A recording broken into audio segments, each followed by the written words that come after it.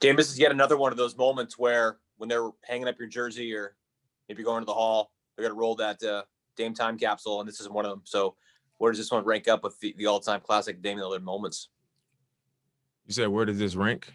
Yeah, for you. I mean, obviously it ain't a playoff game, but just the magic of it to be down like that so late and there's no quit, and it's kind of proof in the pudding for what kind of player you are. I'm not sure. I think I would have to see them all in front of me to be able to, I guess, express how I felt about each one. Usually when I see those plays, I'm able to go back to those moments pretty easily. So I would have to see each play, but I think this one is special, because, in these situations where, we down 5, I think with 11 seconds left, those are the moments where the winning team thinks that, they got the game pretty much wrapped up and the opposing team is discouraged. And in my head, I think Terry or Coach Stotts, I don't know why I called him Terry. I never called him that. I think Coach Stotts and, Coach Oz and Coach Nate and Coach Jim, Coach Juice, they'll all tell you that I'm the most ambitious person in the world. They take me out when we down 10 with 15 seconds left, and I'm coming out the game pissed off because in my head, I just play out every situation of, how we could somehow come out on top in that moment. And I think this is special because usually it never works out how I see it in my head. Usually I'm just, I'm crazy about the situation when really it's like no chance of that happening. But tonight, 5-point game, we got the ball. It's only 11 seconds left. And in my head, I was like, all right, on the side out of bounds, if they chase me, I'm going to try to run to the ball and stop and let them run into me to get a free throw and then get it back and pump fake and try to hit a 3 and get fouled. And then I was like, if he don't chase me, I'm just going to get a catch and try to raise up for a 3, as soon as I get it so we have enough time in case we foul and they miss free throws and we can come down and get another shot.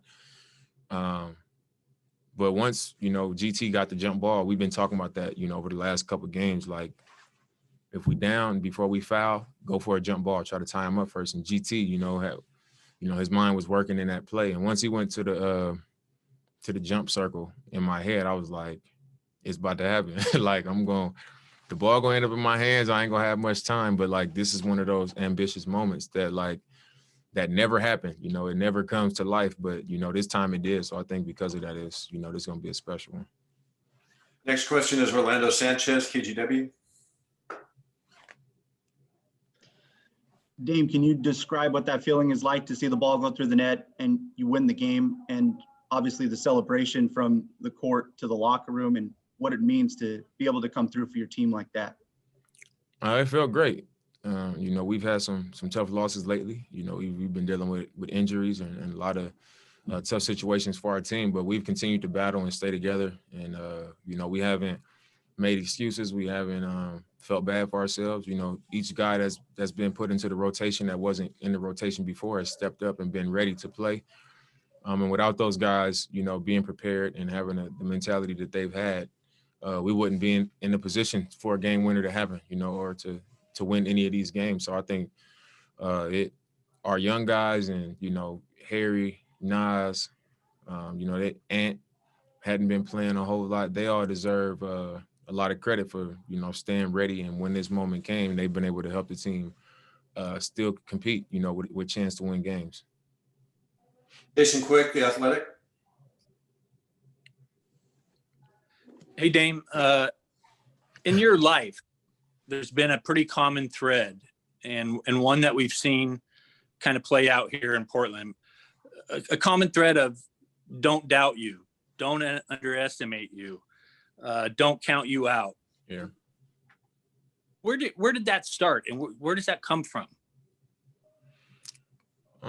I think a funny story that's really why it started.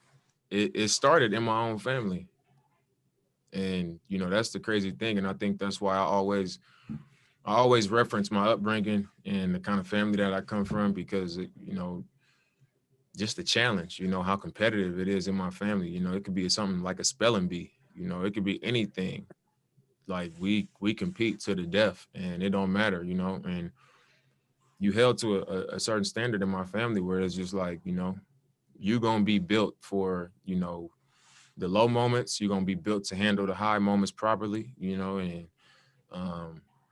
you know, your skin is going to be tough. You know, you're going to be prepared to rise, and you're going to be prepared to, you know, deal with failure. And, you know, but you learn to keep moving forward regardless of what the outcome is. And when I was 10 years old, or when I was 8 years old, my whole family played football. My brother was a football player. My older cousin, who's like my brother, that lived with me my whole life, was a football player. All my cousins was football players.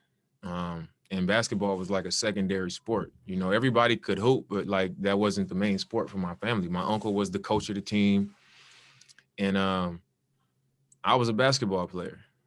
And my dad was like basketball and baseball. So when I was 8, they was like, all right, you old enough to play junior peewees, you need to come play on the team. Like so I was like, all right, I'll play or whatever, but I really didn't want to play. So when I would go to practice, I'd be faking sick and not want to go to practice. When I got out there, it would be raining at practice and in games, and I just didn't want to be there. And I was a 6-play player, and that was where they got to put you in the game for 6 plays, and then you don't have to play no more after that in Pop Warner, but you got to play at least 6 plays.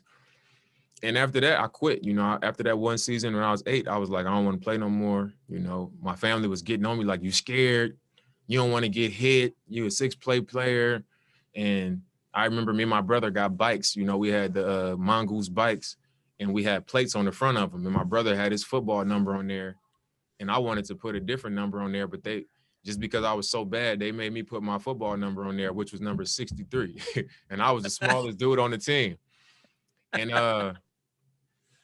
I remember everybody was just getting on me, like for the next year and a half, like, you scared, you don't want to play, you don't want to get hit. So I was like, I told my family, I'm going to play next year. I'm going to play one more time. And when I was 11 years old, I came back and I played. I was defensive player of the year. I was all over the field. I was so good in football that like my family wanted me to just like really, really get into it and take it serious. But after that, I quit again. Because like for me, it was just like, if y'all gonna challenge me this way, like I'm gonna answer the call, and I'm gonna show you I'm not scared. It's just not what I want to do. And I think that's where it started. I don't mean to be telling y'all long ass stories, but that's the true story. Okay, we got time for a couple more. We're going to go to Dwight James, NBC Sports Northwest. Hey, Dave, when you're down by 5 with 11 and a half seconds to go, a lot of things have to go right to win the game. You talked about that. But one specific thing I wanted to ask you about is Trent getting the jump ball and then winning the tip against Levine. What did you think of that? I mean, that was ambitious. Like I said, it was. It took a special effort. You know,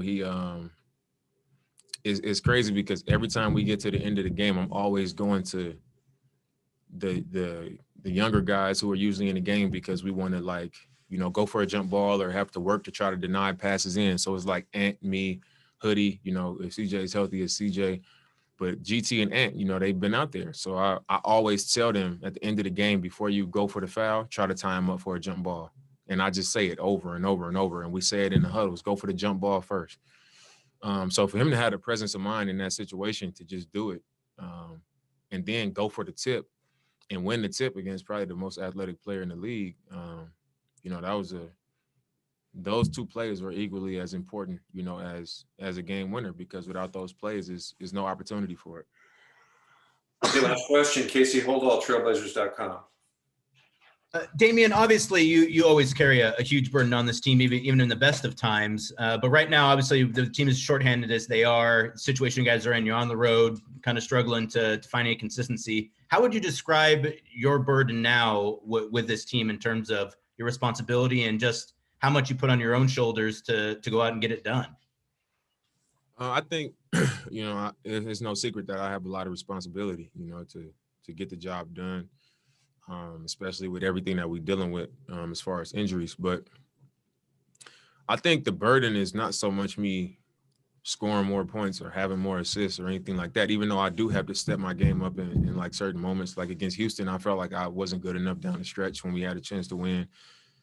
And tonight I was, and we won the game. But I think the burden is more of trusting GT, trusting Hoodie, trusting Ant, and empowering them and contributing to them being in good situations where they can be successful, and allowing that growth to happen, by putting opportunity there and sacrificing sometimes, and managing and calling the game in a way where everybody can benefit and everybody can be in a position to help the team win.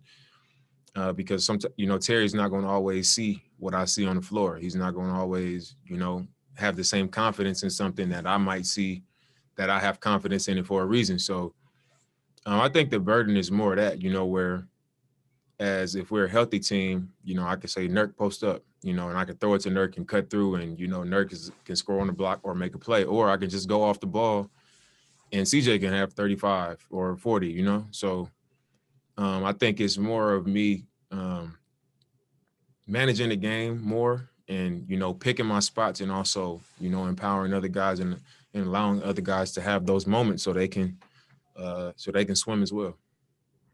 Okay, we'll wrap it up there. Thanks, Dame. Appreciate it. Yeah.